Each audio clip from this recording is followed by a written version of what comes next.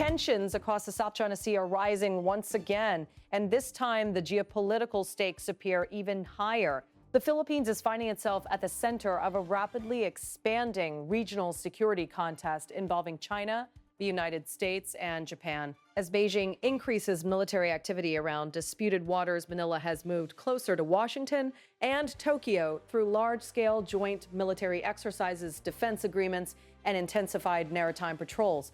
Recent drills involving American, Japanese, and Philippine forces near the South China Sea and Luzon have drawn sharp criticism from Beijing, which views the growing alliance as a direct challenge to its regional influence. President Ferdinand Marcos Jr. has continued strengthening defense ties with both the United States and Japan, while insisting that the Philippines is defending its sovereign rights in the West Philippine Sea. Japan, under Prime Minister Sanai Takaichi, has also expanded security cooperation with Manila, including discussions involving missile systems and defense equipment transfers. Meanwhile, China has responded with military drills near Luzon and repeated warnings against what it describes as outside interference in the region. South China Sea is once again becoming one of the world's most dangerous flashpoints. For years, the territorial dispute remained a simmering conflict built around competing maritime claims, fishing rights, and strategic control of key sea lanes.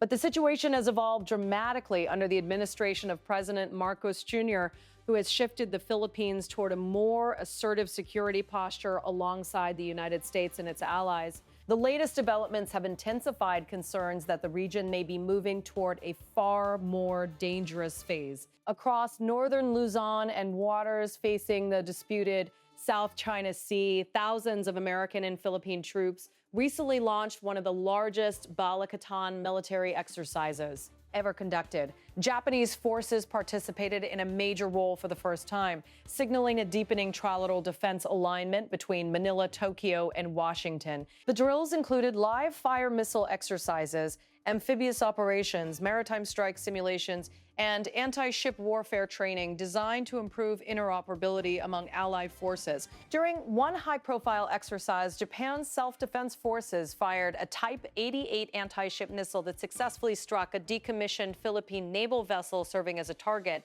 The symbolism was impossible to ignore. For China, the growing military coordination among the Philippines, the United States, and Japan represents an emerging security bloc aimed at limiting Beijing's influence in the Indo-Pacific. Chinese officials have repeatedly accused Washington of fueling instability in the region by strengthening military alliances near Chinese-claimed waters.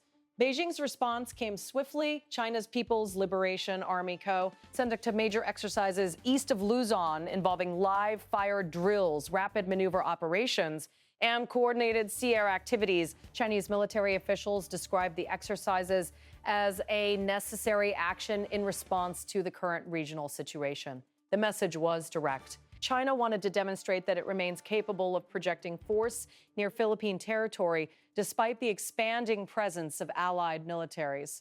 The standoff reflects a broader strategic transformation now taking place across the Indo-Pacific. Under President Marcos Jr., Manila has gradually abandoned the softer approach toward Beijing that characterized parts of the previous administration. Instead, the Philippines has adopted what analysts describe as a more transparent and confrontational strategy toward Chinese maritime activities. This approach includes publicizing confrontations between Philippine and Chinese vessels, inviting international media attention, and increasing joint patrols with allied counter. The policy shift has significantly reshaped regional dynamics. Washington has responded by accelerating military cooperation with Manila under the Mutual Defense Treaty, expanding access to strategic Philippine bases, and increasing the frequency of joint operations in contested waters. Japan has moved in the same direction. Tokyo and Manila have strengthened defense coordination through the Reciprocal Access Agreement, which allows easier military cooperation and joint deployments between Japanese self-defense forces and Philippine forces. The agreement officially entered into force in 2025 and marked one of Japan's most significant security partnerships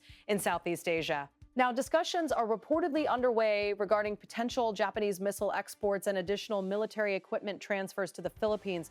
That possibility has triggered major concern inside Beijing. Chinese officials fear that the Philippines could evolve into a forward operating partner within a Y. Their American-led regional containment strategy, the geography itself increases the stakes. The Philippines sits along the so-called First Island chain, a strategic line stretching from Japan through Taiwan and into Southeast Asia, an area viewed by military planners as critical for controlling access to the Pacific. Any future conflict involving Taiwan or the South China Sea would likely place the Philippines in a central operational role. That reality is reshaping military planning across the region. The United States has repeatedly emphasized that its alliance commitments to the Philippines remain active and ironclad. Washington has also expanded trilateral coordination with Tokyo and Manila through regular summits and defense. Planning initiatives for the Philippines, the partnership provides badly needed deterrence against a much larger regional power. For China, it represents strategic encirclement. The disputed South China Sea remains one of the world's most critical maritime corridors, carrying trillions of dollars in annual trade while also containing potentially vast energy and fishing resources. China claims most of the waterway under its controversial 9-dash line, a claim rejected by an international arbitration ruling in 2016. The Philippines continues to invoke that ruling as the legal basis for its maritime rights. Despite the ruling, confrontations at sea have continued. Philippine vessels operating near Scarborough Shoal and 2nd Thomas Shoal have repeatedly encountered Chinese Coast Guard ships and maritime militia vessels. Incidents involving water cannons, dangerous maneuvers, lasers, and close-range encounters have become increasingly common over recent years. Those confrontations have fueled growing anger inside the Philippines. National security officials in Manila now openly warn that Chinese maritime pressure threatens Philippine sovereignty and regional stability. Defense Secretary Gilbert Teodoro Jr. has emerged as one of the SAT's strongest advocates for expanding Philippine defense capabilities and international military cooperation. At the same time, the Philippine military has accelerated modernization programs designed to improve naval and air defense readiness. New frigates, coastal defense systems, surveillance assets, and joint training exercises are all part of Manila's long-term effort to strengthen deterrence. The deployment of vessels such as the BRP Miguel Malvar FFG-6 reflects that broader strategy. The warship has participated in multiple maritime cooperative activities involving the United States and Japan, including anti-submarine exercises and multinational naval drills. The military buildup is occurring alongside broader diplomatic maneuvering. President Marcos Jr. has attempted to maintain a careful balance between deterrence and diplomacy. While deepening military cooperation with allied countries, Manila has also repeatedly stated that it seeks stability and peaceful dialogue with Beijing. Analysts say the balancing act is becoming increasingly difficult as military activities intensify around the South China Sea and Taiwan Strait. The risk of accidental escalation continues to grow. Naval encounters between rival forces are happening more frequently, often at extremely close distances. Even a minor miscalculation could trigger a major international crisis. The involvement of Japan adds another sensitive dimension. For decades after World War II, Japan maintained strict limitations on military deployments and defense exports. But Tokyo has gradually expanded its regional security role in response to growing tensions involving China, North Korea, and Taiwan. The recent missile drills involving Japanese forces in the Philippines marked a historic moment for Japan's evolving defense posture. Chinese state-linked media outlets have sharply criticized Japan's participation in regional military exercises, accusing Tokyo of reviving militarism and destabilizing Asia. But JAPA. These officials argue that the changing security environment requires stronger regional cooperation.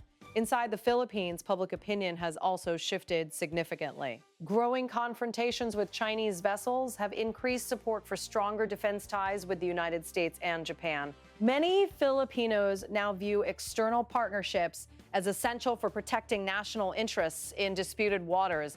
At the same time, there are also fears that the Philippines could become trapped between competing superpowers. Some analysts warn that if tensions between Washington and Beijing continue escalating, Manila could face enormous pressure as a frontline state positioned near multiple strategic flags. flashpoints. That concern has become even more serious amid rising tensions surrounding Taiwan.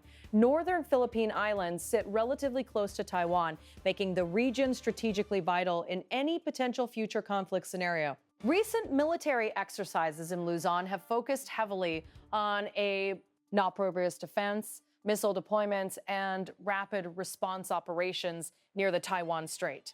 China has interpreted those preparations as part of a broader containment strategy. Beijing insists that outside powers are militarizing the region and undermining peace through expanded alliances and military deployments. Chinese officials continue to oppose foreign military activity near disputed waters and maintain that sovereignty issues should be resolved through bilateral negotiations. But Manila increasingly appears unwilling to back down. President Ferdinand Marcos Jr. has repeatedly emphasized that the Philippines will defend its maritime rights and continue cooperating with allies to maintain regional stability. The United States has echoed that message. American officials insist that freedom of navigation and the protection of international maritime law remain critical priorities in the Indo-Pacific. Washington has continued conducting naval operations in contested waters, while EXPA dinging security coordination with regional allies. As military exercises grow larger and alliances deepen,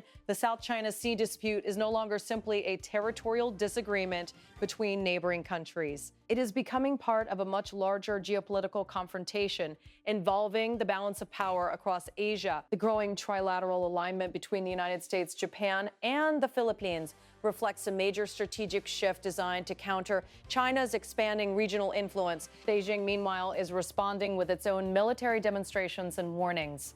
Both sides claim they are acting defensively, but the reality on the water tells a different story.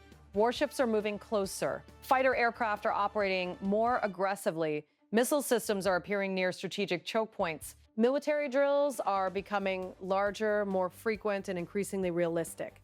The South China Sea is entering a new and highly dangerous phase, and with multiple powers now direct, lie involved, the risks of confrontation may be higher than at any point in recent years.